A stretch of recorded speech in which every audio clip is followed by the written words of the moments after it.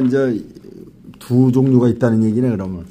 그렇죠. 모든 차는 트림이 여러 가지가 있습니다. 네, 그래서 이제 프리미엄하고 인스포레인데 이거 프리미엄을 권하고 싶다. 네, 그 이유는 주행거리다. 네. 그러니까 이제 코나가 인스퍼레이션 같은 경우에는 19인치 휠이 기본이에요. 19인치 휠이 기본이 되다 보면 롱레인지 19인치 휠이 기본이 되면 주행 가는 거리가 복합이 368이 되고요. 17인치가 되면은 417이 돼요. 417이 낫겠네. 417과 368을 따졌을 때 꽤 많이 주행거리 차이가 나는 거고요. 프리미엄 사양은 17인치고 얘는 19인치가 기본이 돼요. 그러니까 옵션은 얘가 훨씬 좋죠. 얘한테서 선택하는 옵션들이 얘는 많은 것들이 기본이 되어 있으니까 여기에다 옵션을 넣다 보면 이 가격보다 비싸지기 때문에 이걸로 하시는 게 나은데 여기 사양에다가 기본적인 뭐 옵션들만 나한테 필요한 것들만 선택해 갖고선 몇 가지만 넣고선 사시게 되면 오히려 얘가 나으실 수가 있어요. 그러니까 필요하면 이걸로 하는 걸로 해요. 그러니까 근데 전기차가 참 이 사람이 유지 관리가 굉장히 어려울 것 같이 얘기하는데 사실은 완속 충전해주고 그 다음에 관리는 내연기관차보다 훨씬 쉬워요. 그렇죠. 그 완속 충전하고 또 뭐라 그러죠?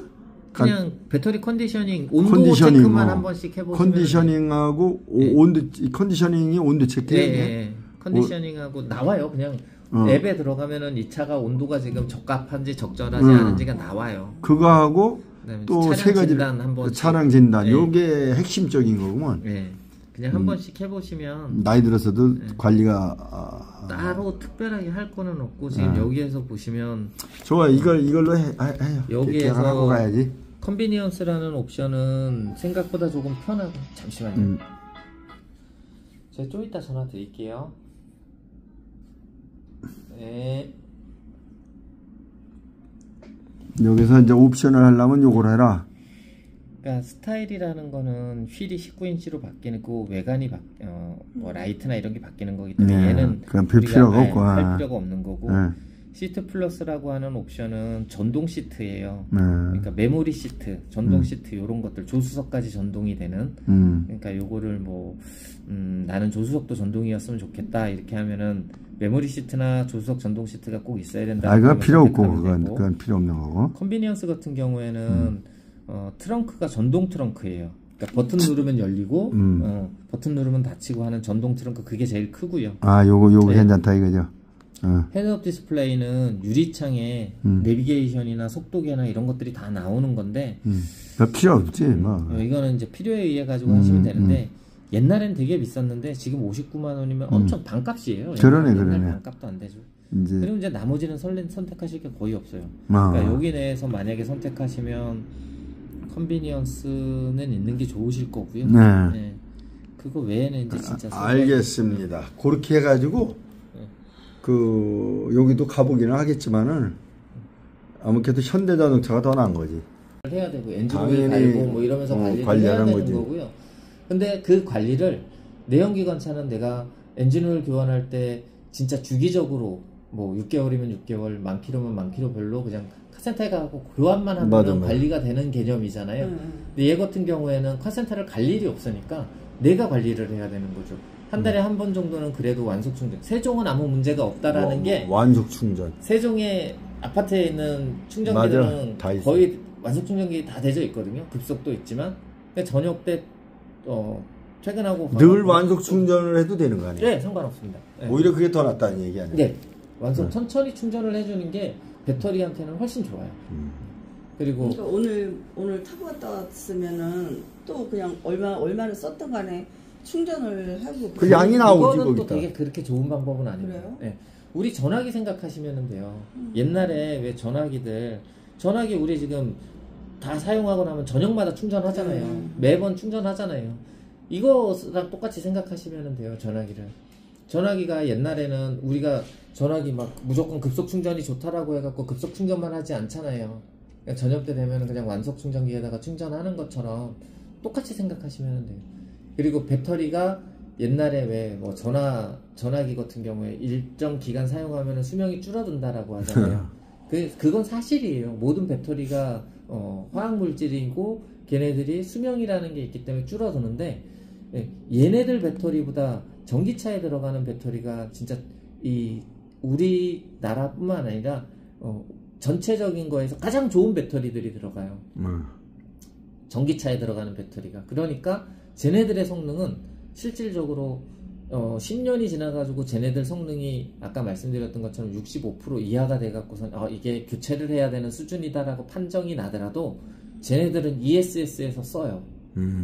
그게 뭐냐면 현대자동차도 사업자 법인이 등재되어 있는 상태고요. 테슬라 같은 경우에도 마찬가지로 ESS 사업을 하려고 해요. 걔네들도 다 하고 있는 걸로 알아요. 그게 뭐냐면 차량이 배터리가 전체적인 차량에서 배터리가 차지하는 비율이 많고 배터리를 만약에 10년 정도 지나가지고 60%밖에 안 남아갖고서 교체를 했어요. 그럼 그 배터리는 65% 남아있는 거잖아요. 60% 남아있는 거잖아요. 근데 그 60%만 해도 어마어마한 거거든요. 그거를 우리가 운동장 한 3개 정도 되는 건물에 ESS 저장 장치에다 그걸 갖다 넣는 거예요. 그래서 태양광이라든가 아니면은 전기가 과잉 공급될 때 여기에다 저장을 했다가 그거를 다시 파는 거죠. 그런 ESS 저장 사업 자체로 이 폐배터리, 우리는 폐배터리라고 하지만 일반적인 배터리 개념에서 봤을 때 전기차의 폐배터리는 활용도가 되게 커요. 그러니까 저 폐배터리 산업에 대해 가지고 신품이나 마찬가지로 다른 그렇죠. 폐배터리 산업에 대해 가지고 지금 뭐 관심을 가져야 된다 이런 학계나 뭐 이런 데에서도 많이들 나오고 현대자동차도 물론 그 사업자가 나져 있어요. 법인 그 등록이 되어 있는 거죠. 그렇죠. ESS 우리나라는 근데 배터리에 대한 소유권이 정부 거예요. 보조금을 줬기 때문에 이 배터리 만약에 폐차를 하면 배터리는 정부 소유예요. 원래 자체가 내가 보조금을 안 받으면 내 거지만. 그래서 이제 이게 지금 또 누군가 이 사람은 또 지금 그랜저 신형 저 나오는 거 저 한 4천만 원이면 구입할 수 있다며 이게. 네, 기본형 같으면 그 정도면 되죠. 그런데 그거하고 비교를 했을 때 나는 여러 가지로 앞으로 이제 비용 절감이라든지 또는 가장 한 게 유지관리비 측면 또 안전성 측면 뭐 여러 가지를 봤을 때 환경적 측면 봤을 때도 내가 저 전기차를 하자 지금 그러는 건데 어떻게 생각해요? 그랜저 하이브리드 지금 이제 캐즘이라고 해가지고선 뭐 저기 청라에서 화재가 발생됐던 거를 이유로 전기차에 대해 갖고 다시 한번 생각해보고 막 이러는 것들이 많이 있거든요. 맞아. 네. 근데 그건 어디 차예요? 현대 거예요, 이게? 그 벤츠였어요. 그렇죠, 예, 맞아. 벤츠 EQE라는 차고, 그 거기에 들어간 배터리는 뭐 파라시스라는 배터리가 들어간 건데, 그 파라시스라는 회사는 중국 회사고, 중국 내에서도 되게 작은, 영세, 되게 영세한, 어떻게 보면 영세한 업체의 배터리거든요. 그러니까 뭐 그거를 자꾸 이제 배터리의 문제로 몰고 갔었고. 뭐 그랬는데 실질적으로 그게 배터리의 문제였었는지 뭐 이런 건 아직 밝혀진 건 아니고요. 차량의 문제 뭐 실질적으로 그 종합적으로 판단해 본다면 전기차가 나는 지금 낫다 이렇게 보는 거거든요. 전반적으로는 그렇죠. 근데 지금 현재는 이제 이게 막 급하게 막 넘어가다가 이 청랑 화재와 중국이라는 제조사들 때문에 이게 딱 멈춘 상태예요. 왜냐하면 비아디라든가 아니면 뭐 샤오미라든가 지커라든가 뭐 이런 중국 업체들이 중국은 예전서부터 전기차가 많이 공급이 됐거든요.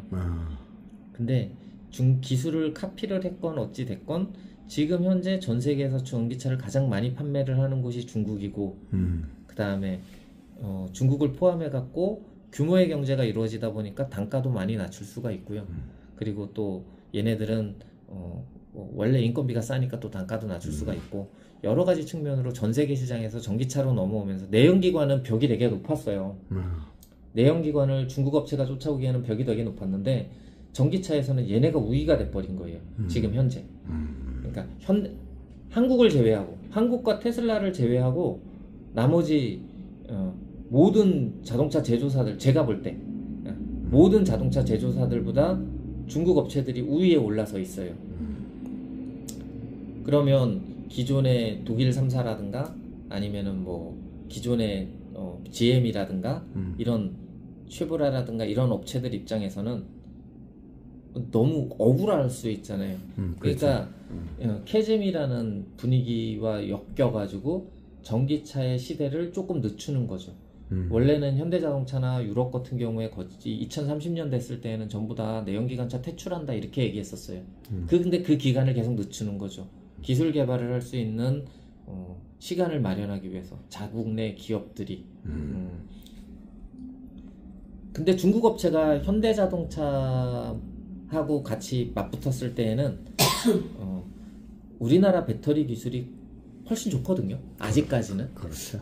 그러니까 이게 뭐냐면 리튬 이온 배터리라는 부분인데, 그러니까 삼원계 배터리라는 부분인데, 이 배터리의 기술은 우리나라가 중국 업체들보다 더 좋아요. 근데 중국 업체들이 내세우는 거는 리튬 인산철이라는 배터리인데, 리튬 인산철은 중국에서만 나와요. 그러니까 자기네들 물건으로 자기네들 거를 만드는 거. 대신에 그 리튬 인산철은 싸거든요. 그러니까 걔들은 리튬 인산철을 주력으로 해갖고 만들었고, 그럼 자기네들이 계속 리튬 인산철을 시작으로 해갖고 만들었으면 계속 리튬 인산철만 하면 되는데, 걔네들도 고급차는 다 리튬 이온이에요. 네, 삼원계 배터리를 써요. 그러니까 그거는 그만큼 삼원계 배터리가 더 좋으니까. 근데 삼원계 배터리와 리튬 이온과 리튬 인산철의 기술 격차가 있거든요. 그러니까 얘네가 아직 우리나라 업체를 뛰어넘지는 못해요. 네, 리튬 이온 부분을. 뭐 차량은 기본적으로 소프트웨어화가 많이 돼갖고는 다들 쫓아왔겠지만, 그러니까 어쨌든 지금 현재 분위기는 모든 제조사들은 늦추는 분위기. 이거를 그러니까 가솔린 저짝으로 판매하는 거를 권장한다 그 얘기네. 그렇죠. 이제 우리 회사도 원래는 제네시스 같은 경우도 2026년이면은 전부 다 전기차만 만든다 했었는데 그걸 다 늦췄고요. 그래서 오히려 하이브리드의 생산량들을 늘리는 거예요. 제네시스도 이제 내년서부터 뭐 하이브리드를 생산을 한다 막 이런 얘기들이 나오는 게 원래는 전기차로 넘어갔어야 되는데 유럽도 마찬가지고. 전기차가 단점이 많아서 그런 거 아닐까? 기술 격차 때문에라기보다. 제가 이거는 뭐 정답은 아니지만 제가 볼 때는 중국 때문이에요. 그러니까 독삼사가 그거를 저거를 할 수가 없는 거거든요. 인정할 수가 없는 거거든요. 바로 그렇게 다른 데서 기술 축적이 중국을 압도할 수가 없다 그런 얘기네. 일단 규모의 경제가 안 되잖아요. 그러니까 단가를 맞출 수가 없는 거죠. 그러니까 옛날에는 중국의 전기차들이 다 싼 것만 있었어요.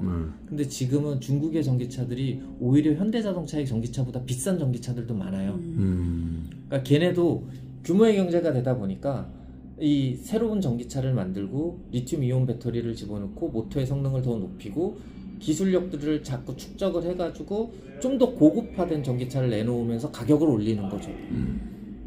이제는 그 수준까지 오다 보니까 독일이나 이런 자동차 원래 만들었던 그런 나라들 입장에서는 우리가 원조인데 우리가 디젤 엔진 만들었고 우리가 가솔린 엔진 만들었는데 자동차라는 거 우리가 만들었는데 이러던 업체들 입장에서는 너무나 황당한 상황인 거죠. 그렇지. 근데 중국은 다 하거든요.